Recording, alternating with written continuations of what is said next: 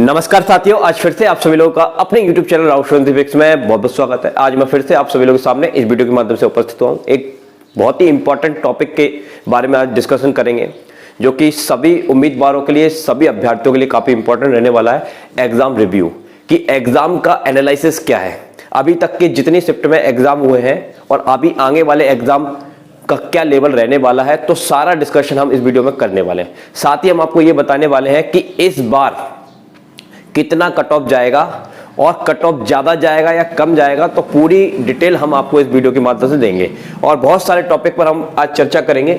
सबसे पहला टॉपिक तो हमारा ये रहेगा कि एग्जाम एनालिसिस, एग्जाम का एनालिसिस क्या है। दूसरा टॉपिक हमारा ये रहेगा कि इस बार एमपी पुलिस के जितने भी एग्जाम हो रहे हैं, सभी शिफ्टों की बात करेंगे। सभी शिफ्टों में एग्जाम का सिलेबस क्या आ रहा है और जिससे आपको और जो अभी अभ्यर्थी जिन लोगों का एग्जाम नहीं हुआ है उनको भी काफी ज्यादा हेल्प मिल सके, क्योंकि ये जो हम बना रहे हैं ये वीडियो बहुत सारे अभ्यर्थियों से चर्चा करके, डिस्कशन करके ये एनालिसिस और सिलेबस हमने इकट्ठा किया हुआ है। तो पूरी डिस्कशन आपको इस वीडियो में देंगे, तो ये वीडियो सभी के लिए इंपॉर्टेंट है। दूसरी चीज हम बात करेंगे क्वेश्चंस अटेम्प्ट, क्या किस तरह से हमको क्वेश्चन को अटेम्प्ट करना है। तीसरी चीज हम बात करेंगे रणनीति क्या होनी चाहिए एग्जाम में। चौथी चीज हम बात करेंगे आंकड़ों पर आधारित कट ऑफ, क्या अभी तक जितने भी एग्जाम हुए हैं उनका क्या कट ऑफ रेंज रहने वाला है। और बड़ी खुशखबरी लास्ट में आपको दूंगा कि ओबीसी वालों के लिए इस बार बेनिफिट उनको मिलने वाला है। किस तरह से बेनिफिट मिलने वाला है, कितने परसेंट मिलने वाला है, वो भी मैं आपको बताने वाला हूं इस वीडियो में। तो ये वीडियो सभी अभ्यर्थियों के लिए काफी इंपॉर्टेंट एंड यूजफुल रहने वाली है।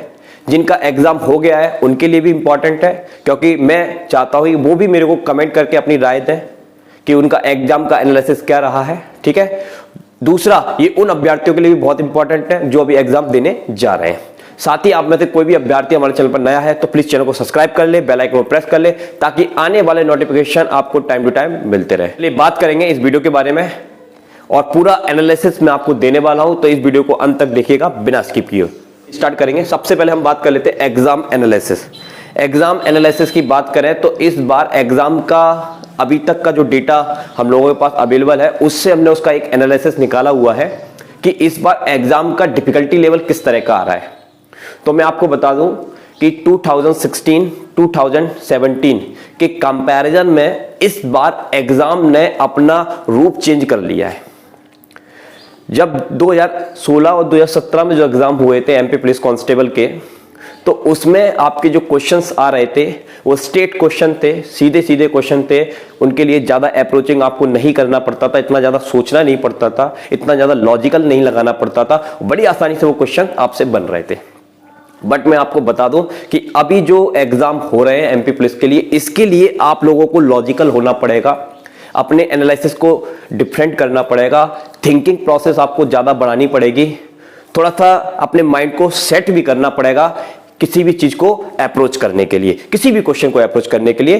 तो अब हम एनालिसिस करेंगे सिलेबस का। तो ध्यान से समझिएगा कि इस बार बहुत सारे अभ्यर्थियों से हम लोगों ने बात की और मेरे मित्र भी है, उनसे भी मैंने बात की। उन्होंने अभी एमपी पुलिस का एग्जाम भी दिया था, तो बहुत अच्छा उन्होंने मेरे को भी बताया कि उनका क्या रिव्यू रहा है, तो वो भी सब मैं आपको बताऊंगा।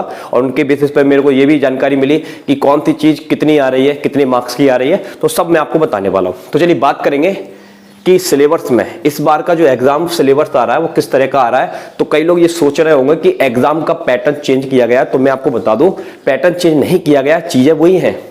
बट उनका क्या है, थोड़ा सा क्या बोलते हैं, आंकड़ों की वैल्यू को इंक्रीज कर दिया गया है।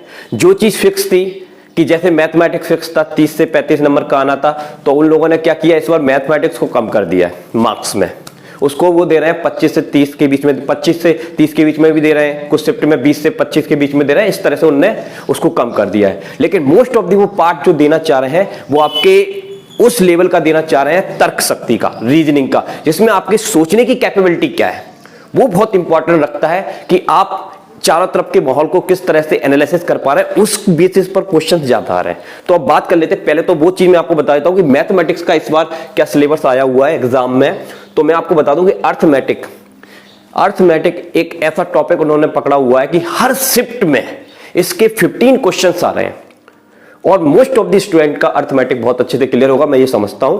और उसमें सबसे ज्यादा आप देखिए हर शिफ्ट में 5 से 6 क्वेश्चन के आसपास CI आ रहा है, चक्रवृद्धि ब्याज पूछा जा रहा है, प्रॉफिट लॉस पूछा जा रहा है, टाइम एंड वर्क पूछा जा रहा है, ट्रेन के क्वेश्चंस आ रहे हैं, ट्रेन भी आ रही है, आपका रेशियो भी पूछा जा रहा है, मेंसुरेशन भी पूछा जा रहा है, एवरेज के भी क्वेश्चंस आ रहे हैं, एज के क्वेश्चंस भी आ रहे हैं, सिंप्लीफिकेशन के भी क्वेश्चंस आ रहे हैं, अलजेब्रा जो एडवांस लेवल का मैथ है, अलजेब्रा 2D इनके क्वेश्चंस भी आ रहे हैं, लेकिन कम आ रहे हैं। तो ये वो मोस्ट ऑफ दी रेंज है क्वेश्चंस का, सिलेबस का, कि मोस्ट ऑफ दी पार्ट जो है मैथमेटिक्स का वो इसी सिलेबस के अंडर में पूछा जा रहा है। और मैंने अभी तक की जितनी भी अभ्यर्थियों से बात करी है, जितनी भी शिफ्टों की मैं देख रहा हूं, एग्जाम पेपर मैंने निकाले हुए हैं, तो उनमें मोस्ट ऑफ दी क्वेश्चंस इन्हीं टॉपिक से पूछे जा रहे हैं। तो जो अभ्यर्थी अभी एग्जाम देने नहीं गए हैं, उनका एग्जाम होने वाला है, तो वो मैं ये चाहूंगा कि वो ये इस टॉपिकों को तो बहुत अच्छे से करके चले, क्योंकि ये टॉपिक्स आ रहे हैं। अब दूसरी बात कर लेते हैं कि इन टॉपिक्स में से क्वेश्चंस आ रहे हैं, क्या वो क्वेश्चंस सीधे आ रहे हैं? तो मैं आपको बता दूं कि एक या दो क्वेश्चंस के बाद आपको तीसरे क्वेश्चन में ऐसा फील होगा कि भाई हमारा ज्यादा टाइम डिले हो रहा है, क्वेश्चंस हमारे साथ गेम खेल रहा है। तो भाई क्वेश्चंस गेम खेल रहा है क्योंकि उसको गेम खेलने के लिए बनाया गया है इस बार, क्योंकि आप जानते हैं वैकेंसी कम है, कंपटीशन हाई है, तो क्वेश्चन का लेवल तो उन लोगों ने बढ़ाया है, लेकिन इतना भी ज्यादा नहीं बढ़ाया कि आपसे नहीं बनेगा, उनसे नहीं बनेगा जो 1 महीने के टाइम पीरियड के अंतराल में एग्जाम की प्रिपरेशन करके जा रहे हैं। उनको थोड़ी सी दिक्कत आ सकती है, लेकिन वो सालों से जो मेहनत कर रहे हैं, उनका रिव्यू के अनुसार मैं आपको बताऊं कि उनसे बहुत आराम से जो क्वेश्चंस बन रहे हैं। थोड़ा सा डिफिकल्टी लेवल उनको भी लग रहा है, बट उनसे कोशिश करने पर वो बन रहा है। तो यहां पर एक चीज सोचने वाली बात है कि एग्जाम में जो क्वेश्चंस आ रहे हैं वो आपको उसमें उलझा रहा है, आपका टाइम बढ़ा रहा है। तो ये चीज सबके साथ हो रही है, ऐसा नहीं है कि आपके साथ नहीं हो रही, सबके साथ हो रही है। तो थोड़ा सा इसमें तो कंट्रोल हमको करना पड़ेगा, अप्रोचिंग पावर थोड़ी सी हमको इंक्रीज करेगी, क्योंकि एग्जाम आपका टाइम ले रहा है और वो लेगा, क्योंकि उसका डिफिकल्टी लेवल थोड़ा सा ज्यादा है। ये बात की मैंने मैथमेटिक्स की, जो कि इस बार most of the part syllabus का इन रेंज के अनुसार, इन सिलेबस के अनुसार, इन चैप्टर्स के अनुसार आ रहा है। अब बात कर लेते हैं रीजनिंग की।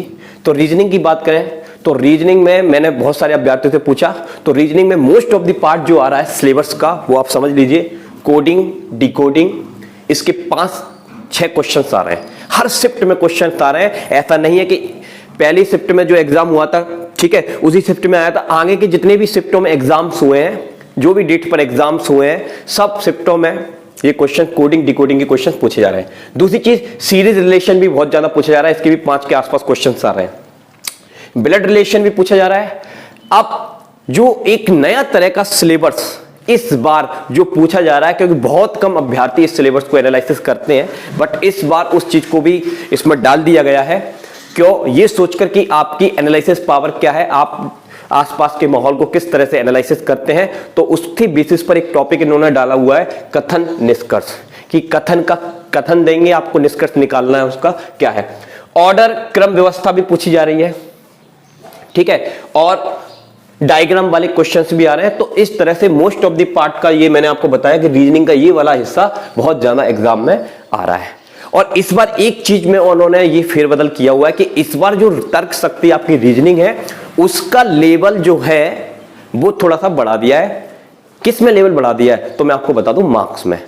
तो मार्क्स इसके लगभग 30 से 35 क्वेश्चंस आ रहे हैं। 30 से 35 नंबर का ये रीजनिंग आ रहा है, जो कि मैथ आता था उतना नहीं आ पा रहा है। तो ये मैंने आपको बताया कि मैथमेटिक्स और रीजनिंग का मोटा मोटा सिलेबस, जो कि हर एग्जाम में हर शिफ्ट में पूछा जा रहा है। तो मेरा मानना यही है कि सभी अभ्यर्थियों को इन टॉपिक्स को बहुत अच्छे से क्लियर करके जाना चाहिए और बहुत अच्छे लेवल पर करके जाना चाहिए, क्योंकि ये क्वेश्चन हमेशा हर शिफ्ट में पूछे जा रहे हैं। चलिए अब बात करते हैं दूसरे टॉपिक की, जो ये चीज डिफिकल्ट नहीं बना रही है। जो चीज डिफिकल्ट बनाने वाली चीज है वो जीके और जीएस है। इस बार इतना तगड़ा जीके जीएस पूछा जा रहा है कि जो यूपीपीएससी की तैयारी कर रहे हैं, अच्छे लेवल की कंपटीशन की तैयारी कर रहे हैं, उसको भी बनाने में बहुत डिफिकल्टी लेवल, मतलब उनको भी बनाने में बहुत ज्यादा प्रॉब्लम आ जाए, कहने का तात्पर्य ये है। और चूंकि एमपी पुलिस का एग्जाम है, लोग बाग सोचते हैं कि एमपी की इंफॉर्मेशन ज्यादा पूछी जाएगी, एमपी के क्वेश्चन ज्यादा पूछे जाएंगे, एमपी की जीके बहुत अच्छी आएगी। तो इस बार ऐसा नहीं है, क्योंकि एमपी जीके के क्वेश्चंस उतने ज्यादा एग्जाम में नहीं पूछे जा रहे हैं। बहुत से बहुत, अगर हम बात करें 3 से 4 क्वेश्चन, 2 से 3 क्वेश्चन के आसपास, 3 से 4, 2 से 3 के आसपास ही क्वेश्चन इसमें पूछे जा रहे हैं। तो ज्यादातर मैं आपको बता दूं कि जीके जीएस में से डांसिंग के क्वेश्चन ज्यादा पूछे जा रहे हैं कि इंडिया में कौन सा डांस फेमस है, ओलंपिक्स वाले क्वेश्चन ज्यादा पूछे जा रहे हैं, तो अच्छे लेवल के क्वेश्चन पूछे जा रहे हैं। साथ ही इसमें जो जीके जीएस में जो भी आपका पैटर्न है, भूगोल हुआ, इतिहास हुआ, पॉलिटिक्स हुआ, ठीक है, ये सब चीजों के भी क्वेश्चन आ रहे हैं और पूरा का पूरा पैटर्न एनसीईआरटी पर डिफाइन किया गया है और ताकि लेवल उसका बढ़ सके। तो ये चीज बहुत ज्यादा दिक्कत दे रही है सभी अभ्यर्थियों को कि अच्छे से अच्छे पढ़ने वाले को भी ये प्रॉब्लम दे सकती है। अब बात करें साइंस की, तो साइंस के इसमें 8 से 10 क्वेश्चन आ रहे हैं किसी शिफ्ट में इसमें कम भी आ रहे हैं। तो इस तरह से साइंस के क्वेश्चन कम आ रहे हैं, लेकिन क्वेश्चन भी ऐसे आ रहे हैं कि बॉटनी के क्वेश्चन ज्यादा आ रहे हैं, जूलॉजी भी आ रही है, उसमें हर तरह से मतलब जो भी साइंस का सिलेबस है उस एक पार्ट को ज्यादा पूछा जा रहा है, मतलब डिफिकल्टी लेवल पर पूछा जा रहा है कि उम्मीदवारों से मतलब आसानी से ना बन पाए। तो ये सब चीज, ये इन सब में से सबसे ज्यादा नंबर खाने वाली चीज यही आ रही है इस बार एग्जाम में, जो इस एग्जाम को इतना डिफिकल्टी लेवल दे रही है कि बहुत सारे अभ्यर्थी जो है वो अपने मार्क्स को अप्रोच नहीं कर पा रहे हैं, जंप नहीं लगा पा रहे हैं, ऊपर तक नहीं जा पा रहे हैं। थोड़ा सा मैं आपको बता दूं कि ये थोड़ा वीडियो लंबा हो सकता है क्योंकि मैं चीजों को आपको एक एक करके आराम से बताऊंगा, तो प्लीज पेशेंस रखिए और वीडियो को ज्यादा से ज्यादा शेयर करिए ताकि और भी अभ्यर्थियों को ये जानकारी मिल सके कि अगली बार हम एग्जाम अटेम्प्ट करें तो हमको किस तरह से करना है। ठीक है भाई, तो ये तो हो गई सिलेबस की बात, डिफिकल्टी लेवल की बात। तो अब हम बात कर लेते हैं क्वेश्चंस अटेम्प्ट के बारे में कि क्वेश्चन किस तरह से अटेम्प्ट करना है और कितने क्वेश्चन अटेम्प्ट करना है। तो मेरी राय ये है कि हर अभ्यर्थी को 100 क्वेश्चन ही अटेम्प्ट करने की कोशिश करना है। सभी अभ्यर्थी घर से निकलते हैं तो यही सोच के जाते हैं कि हमको आज 100 क्वेश्चन करने हैं, जो भी टाइम पीरियड हमारा है उसमें 100 क्वेश्चन हमको करने हैं। लेकिन यहां पर पेपर ने ऐसा माहौल बना के रखा हुआ है, घुमा के वो आपके टाइम को इतना ज्यादा बढ़ा रहा है, इतना ज्यादा मतलब एक ही क्वेश्चन में डुबा के रख रहा है कि आपको उतने क्वेश्चन करने का मौका नहीं मिल पा रहा है। लेकिन फिर भी मेरा यही कहना है कि आप पूरी कोशिश करिए, पेपर को पूरा पढ़ने की कोशिश करिए, एक एक क्वेश्चन को पढ़ने की कोशिश करिए, जहां तक हो सकता है, पॉसिबिलिटी जहां तक हो सकती है सारे क्वेश्चन को पढ़कर आप देख लीजिए। हो सकता है कि स्टार्टिंग के क्वेश्चन आपके सामने डिफिकल्टी लेवल क्रिएट कर रहे हो, लेकिन बाद के जो क्वेश्चंस हो वो उनका लेवल आसान हो। अगर आप डिफिकल्टी लेवल में घुस जाओगे तो आपका क्या होगा कि भाई आप उसी में फंसे रह जाओगे। पीछे के आसान क्वेश्चन जो आपको आ सकते थे, बड़ी आसानी से बन सकते थे, कम टाइम पीरियड में आप कर सकते थे, उनमें आप रह जाओगे। तो ये चीज आपको थोड़ी नहीं करनी है एग्जाम में। किसी भी एक क्वेश्चन में जो ज्यादा टाइम खा रहा है उससे थोड़ा बचिए और उन क्वेश्चंस को अप्रोच करिए जो आपसे कुछ ही सेकंड में बन रहे हैं। तो क्वेश्चन तो आपको 100 ही अटेम्प्ट करनी है, कोशिश पूरी करनी है। लास्ट में अगर तुक्का लगाने का वक्त मिलता है तो बिल्कुल तुक्का मारिए, क्योंकि कोई माइनस मार्किंग तो है नहीं, कोई रोक टोक तो है नहीं, वो तो सभी मारते हैं। ठीक है, अब बात करें रणनीति क्या होनी चाहिए, तो मैं आपको बता दूं कि एग्जाम को 2 स्टेप्स में आपको सॉल्व करना है। फर्स्ट स्टेप तो आपका ये रहेगा कि भाई आप वो क्वेश्चंस को अटेम्प्ट करिए जो आपको बड़ी आसानी से आते हैं और जल्दी बन रहे हैं, टाइम ज्यादा वेस्ट हो रहा है, तो आप उन क्वेश्चंस को करिए पहले। उससे क्या होगा कि आप पूरे एग्जाम पेपर में आसान क्वेश्चन को अटेम्प्ट कर लेंगे तो आपका पूरा पेपर एग्जाम का जो है उसका एनालिसिस हो जाएगा। दूसरा स्टेप आपका ये रहेगा कि मैथ के वो क्वेश्चन अटेम्प्ट करिए जो आपके टाइम ज्यादा ले रहे हैं। तो पहले तो आपको वो वाले क्वेश्चन क्लियर करने हैं जो आसान है, जिनको आप बड़ी आसानी से बना सकते हैं। उससे क्या होगा फर्स्ट स्टेप में कि आपका पूरा पेपर एनालिसिस हो जाएगा। अब कई अभ्यर्थी क्या कर रहे हैं, सेकंड स्टेप पे जंप मार रहे हैं, तो उसको नहीं करना है। ठीक है, सेकंड स्टेप में जंप मार रहे हैं, 1 नंबर के क्वेश्चन के लिए पूरे जी जान हमको लगानी है, लेकिन तब लगानी है भाई जब हमारे पास टाइम हो। क्योंकि आप देख रहे हैं बगल में टाइम बहुत चलती रहती है, वो एक सबसे बड़ी दिक्कत वाली बात है, वो बहुत ज्यादा होपलेस करती है। अरे भाई टाइम हो रहा है, टाइम हो रहा है, तो वो सबके अंदर होता है, ऐसा नहीं कह रहा है, हर किसी के अंदर होता है। जो एग्जाम देता है उसको ऐसा डर लगता है कि भाई टाइम लग रहा है, टाइम निकल रहा है जल्दी। तो मैं आपको बता दूं कि टेंशन फ्री हो जाइए। अगर आप किसी क्वेश्चन को कर रहे हैं, सोच लिया इसका आंसर लाना है, ठीक है, तो आपके लिए वो 1 नंबर इंपॉर्टेंट है। फिर इधर उधर आप अपना माइंड मत घुमाइए, टाइम तो बढ़ेगा, वो तो लगेगा। ठीक है, जो क्वेश्चन टाइम ले रहा है वो तो लेगा।